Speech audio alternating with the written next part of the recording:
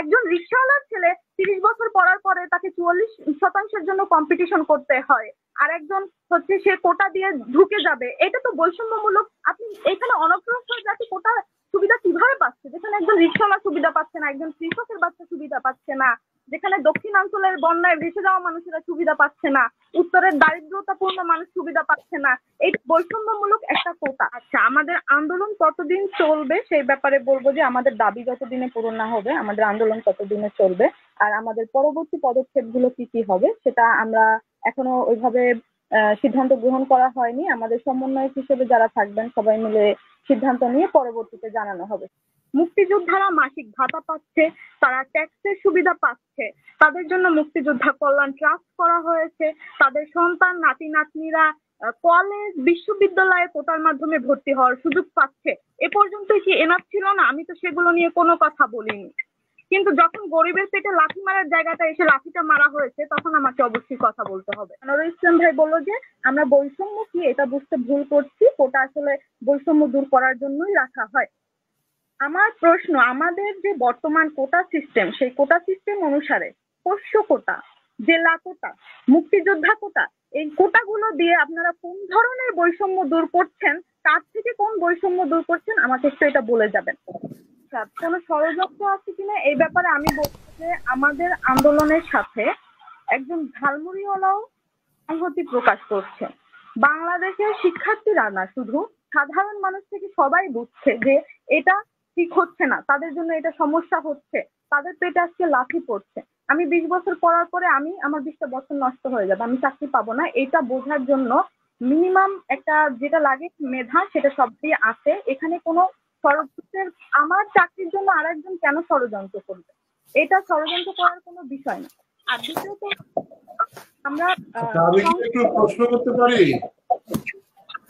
আলোচনার সুবিধার্থে? আমি সানজানার কাছে যেটা জানতে চাচ্ছি যে এই যে কোটা বিরোধী বা কোটা যে থাকার কারণে মানে আপনি চাকরি পাচ্ছেন না যে কথাটা বলছেন, সেটা কোন কোটা? কিন্তু আমরা জানি কোটা পদ্ধতিটা করাই হয় বৈষম্য দূর করার জন্য এবং গোটা বাংলাদেশে পিছিয়ে পড়া মানুষদেরকে নিয়ে আসার জন্য।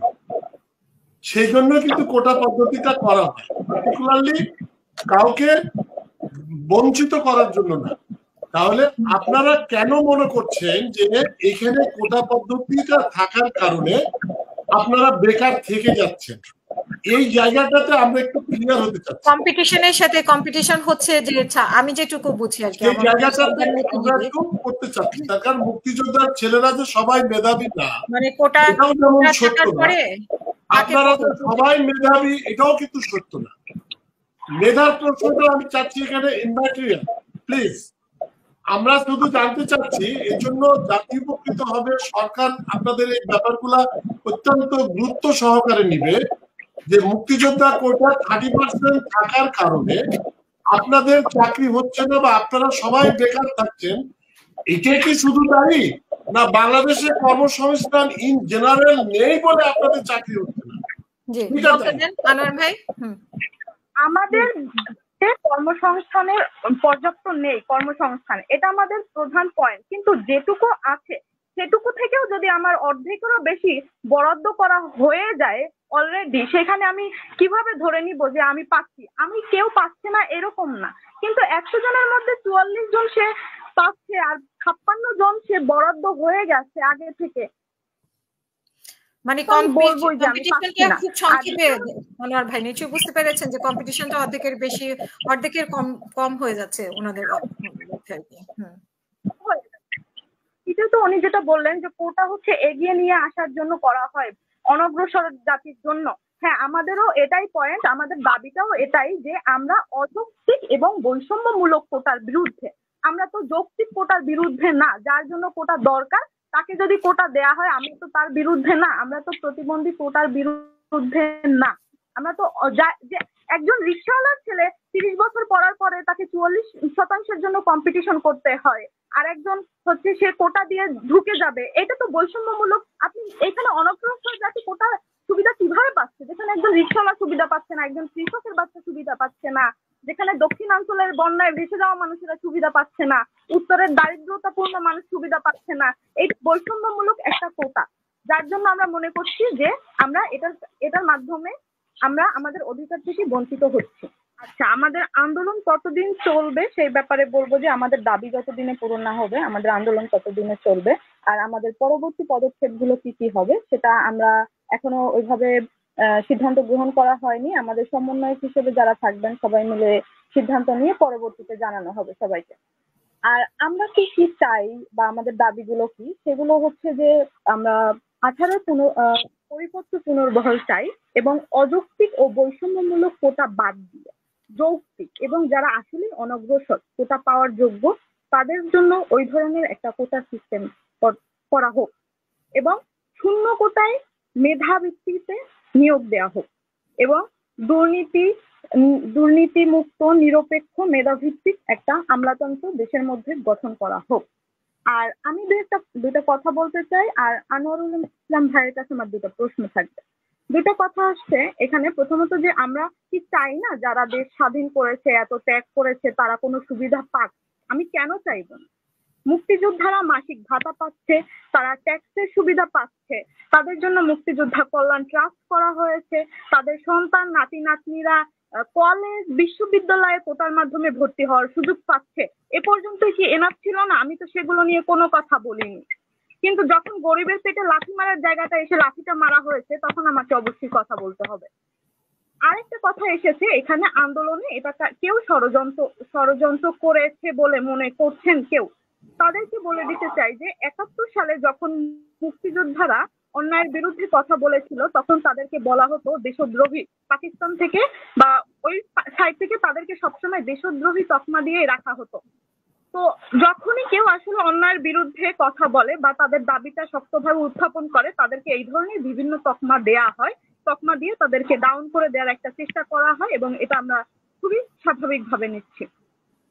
আর আমার আনোয়ারুল ইসলাম ভাইয়ের কাছে দুটো প্রশ্ন থাকবে যে তারা বারবার বলল যে মুক্তিযোদ্ধাদের সম্মানার্থে এই কোটা রাখা হয়েছে। আমি তাদের কাছে প্রশ্ন রাখলাম যে মুক্তিযোদ্ধাদের যে অবদান আমাদের জীবনে বা আমাদের দেশে সেটা অমূল্য। এই অমূল্য অবদানকে কি তারা টাকা পয়সা দিয়ে মূল্যায়ন করছে, তারা চাকরি দিয়ে মূল্যায়ন করছে, তারা ট্যাক্স সুবিধা দিয়ে মূল্যায়ন করছে, যেগুলো সবগুলোই কোনো না কোনো ভাবে আর্থিকভাবে পরিমাপযোগ্য, এগুলো দিয়ে তাদেরকে সম্মান করা হচ্ছে। তাহলে আমার কি তাদেরকে সম্মান করার জন্য এই টাকাগুলো দিয়েই সম্মান করতে হবে? এই আর্থিক বিভিন্ন সুবিধা দিয়ে মানে এছাড়া সম্মান করা হচ্ছে না, এগুলো দিয়ে সম্মান করা হচ্ছে। আর আমার দ্বিতীয় প্রশ্ন হচ্ছে, আনোয়ারুল ইসলাম ভাই বলল যে আমরা বৈষম্য কি এটা বুঝতে ভুল করছি, কোটা আসলে বৈষম্য দূর করার জন্যই রাখা হয়। আমার প্রশ্ন, আমাদের যে বর্তমান কোটা সিস্টেম সেই কোটা সিস্টেম অনুসারে পোষ্য কোটা, জেলা কোটা, মুক্তিযোদ্ধা কোটা, এই কোটাগুলো দিয়ে আপনারা কোন ধরনের বৈষম্য দূর করছেন, তার থেকে কোন বৈষম্য দূর করছেন আমাকে একটু এটা বলে যাবেন। তারপরে উপজাতি কোটা কেন রাখা হয়?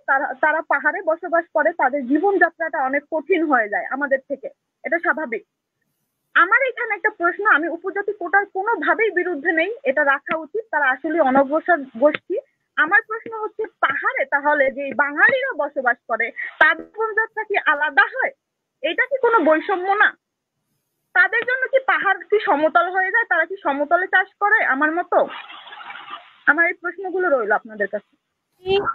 দেশের মধ্যে যারাই ভাবছে কোটা দিয়ে মুক্তিযোদ্ধাদের সম্মান করার চেষ্টা করা হচ্ছে, তাদের অবদানের একটা স্বীকৃতি স্বরূপ কোটা বা বিভিন্ন ভাতা গুলো দেয়া হচ্ছে, তাদের জন্য বলতে চাই যে আপনারা আসলে মুক্তিযোদ্ধাদের সম্মান করছেন না, বরং আপনারা তাদের সম্মান কমিয়ে দিচ্ছেন।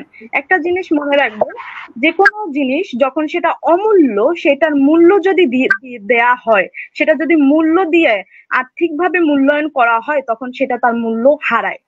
এটা মনে রাখবেন আপনারা।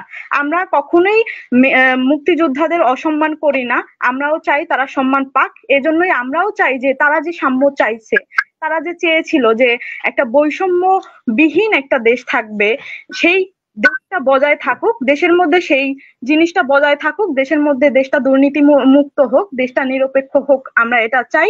এবং আমরা চাই আমাদের দেশের মেধা দেশে থাকুক, মেধাবীদের যাতে দেশের বাইরে যেতে না হয়। এবং আমাদের আন্দোলন বা আমাদের দাবিটা কোটার বিরুদ্ধে না, আমাদের দাবি ছিল যে আমরা অযৌক্তিক এবং বৈষম্যমূলক কোটার বিরুদ্ধে। কোটা রাখা হোক, কিন্তু কোটা যারা আসলেই পাওয়ার যোগ্য অনগ্রসর তাদেরকে দেয়া হোক, এরকমের একটা সিস্টেম আনা হোক।